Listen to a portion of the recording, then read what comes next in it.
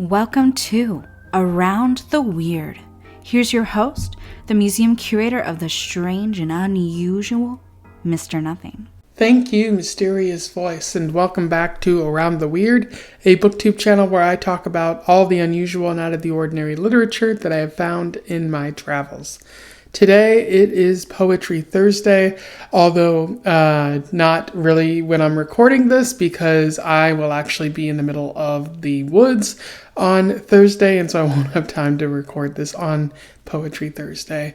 But I still do want to talk about some fascinating, interesting poetry, and I do also want to talk about LGBTQA poets because I am still in this period of Pride that has continued from May until projected to end in July, because it is always fun to celebrate diverse poets of varying sexualities and gender.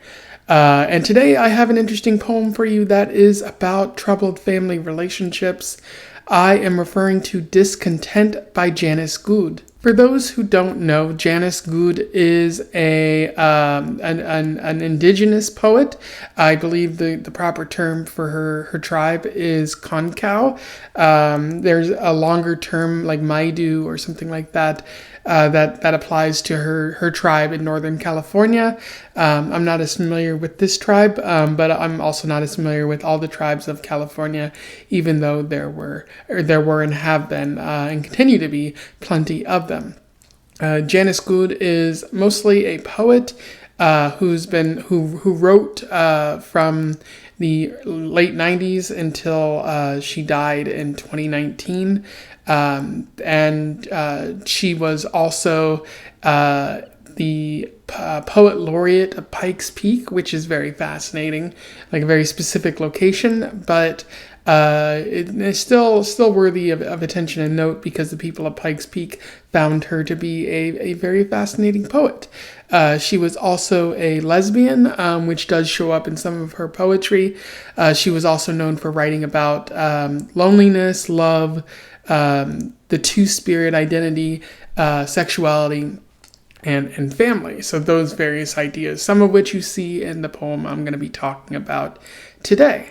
So a very fascinating poet. This is the first time that I've read anything about her, although I do like her poetry, as I've read a couple of it since I've discovered this one. It's quite sad. She does have kind of a morose tone in her writing, often focused on her troubled relationship with her father and mother. And I think that's worth noting, but otherwise it's still very fascinating to read. And so without further ado, let's talk about Discontent. I will read it, do a little bit of an analysis, and we will move on from there. Discontent. We could hear her knocking down strands of cobweb from ceilings, sticky filaments, sacks of eggs, as we woke most mornings to a worm of discontent. It lodged beneath the heart, rubbed our frayed nerves, gnawed at the gut, spleen, ovaries. Filth was Mom's first enemy, so each day began with ritual cleaning, the stab and sweep of the broom down the dark hall, over the stained and scratched oak floors.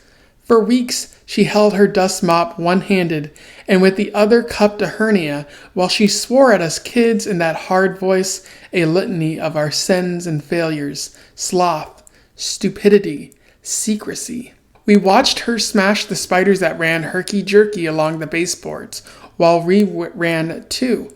Glaring at each other, we gathered up the scattered laundry, our father's shoes, his newspapers and tools, our books, drawings, music, sweatshirts, and jackets, whatever we'd left lying around. We were guilty, but good at evasion. We cultivated shrewish or obsessive behaviors of our own. My tough older sister sneered and stalked out of the house to meet her boyfriend. My sweet younger sister trembled and cried, comforted by one of our many dogs. I slammed doors, pounded them with my fist, screamed, "Shut up, shut up, shut up." She couldn't leave us alone. She loved us too much. Though we were quick, she was quicker. Her words stung. We must have deserved it. In terms of analysis, Discontent by Janice Gould is a very interesting poem, and I think right away, like the poem really stands out to you because it's pretty easy to figure out what she's talking about in terms of plot wise. Janice, or the narrator, is remarking what happened with her mother, how she would go through the house cleaning and being very angry at the children, even though cleaning was sometimes a struggle for her because of her hernia. And in the process, the children felt that they were unloved, whether that was truly expressed or not by the mother. It's you could see it both ways, and all the children kind of reacted in different ways, either by leaving with their boyfriend, playing with dogs, or just shutting doors and rebelling against authority. And the author notes that although the mother did love them, it was hard for her to express it, and she kind of had to yell, and so we must have deserved it in that way. So very fascinating poem, but the real fascinating part comes from the first verse in the poem, where Gould says, "We could hear her knocking down strands of cobweb from ceilings, sticky filaments, sacks of eggs. As we woke mornings to a worm of discontent, it lodged beneath the heart, rubbed our frayed nerves, gnawed at the gut, spleen, ovaries."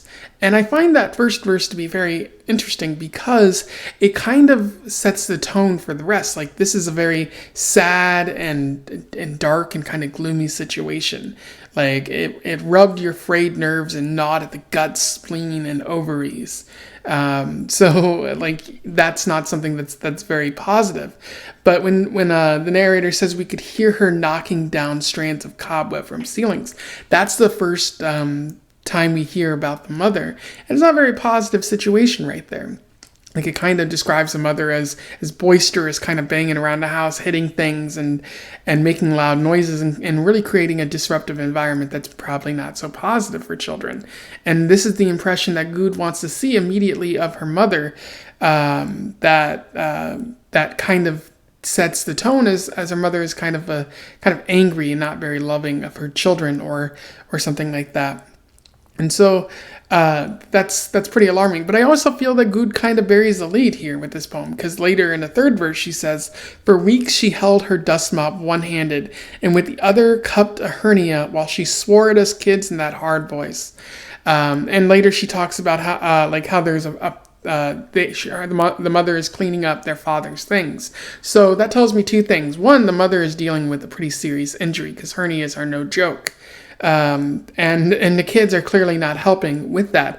But it also appears that the mother doesn't have any help in general, because although there is a father present here, either their relationship isn't doing too well, which has kind of been noted in other poems by Gould, or he's not willing to help with the housework, which is pretty hard. Would be pretty hard for the mother to be dealing with that hernia as well as any other injuries, because housework kind of takes a long time and you got to bend over a bunch, so it's going to hurt your back, and especially as you get older, it's not going to be easier.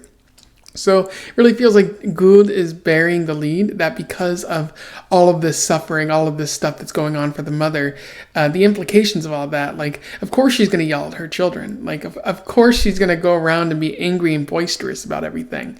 Does that necessarily justify being mean to your children or creating an environment that's kind of hostile towards them? Not really, but there is an indication of sympathy here, which Gould might be trying to get at, or she might have just, accidentally structured her poem in that way. But I still find that to be very, very fascinating. And the end of the poem, where she says, "She loved us too much. Though we were quick, she was quicker. Her words stung. We must have deserved it." It's kind of a sad way to end the poem, highlighting that maybe Gould, or the narrator, didn't really have a positive home life growing up. And if this is a regular kind of thing where the mom is cleaning stuff up, I can kind of see why. And to say we must have deserved it is kind of a learned helplessness or hopelessness, where like, oh, we don't deserve any better than this life because we're bad children. And children, like, they deserve great things. They don't necessarily deserve to be yelled at. So no matter what they're doing, like, it doesn't justify a parent yelling at them or anything like that. So I think that's a very interesting and sad part of the poem.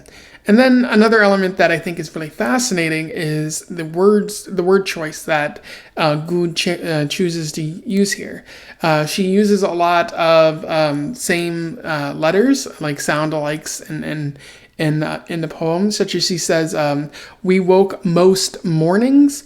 Or the stab and sweep of the broom down the dark hall, over the stained and scratched oak floors. We watched her smash the spiders, so using a lot of S words there. We were guilty but good at evasion. So she's clearly using sound-alike words, and I thought maybe that might have just been my imagination at first, but it's there enough that I'm pretty sure she's trying to draw awareness at these words, and is using them in a style that is trying to make the poem flow more smoothly and sound pleasant, which I always appreciate. So I definitely think that's worth noting as we talk about this poem. Anyway, those are my thoughts on Discontent by Janice Gould, a pretty solid poem that I think is worth reading, as well as checking out some of her other work, because she talks about family in other areas, and also more about her own sexual identity and her gender identity and whatnot, which is worth noting as we talk about pride and celebrate LGBTQA culture. If you read this poem before, or you simply want to comment on something I said here, do so below. Let's have a discussion about this. Otherwise, don't forget to like, share, and subscribe so that more people can find out about this poem and this poet, as well as Poetry Thursday, and get more people doing it, or just get more people reading poetry.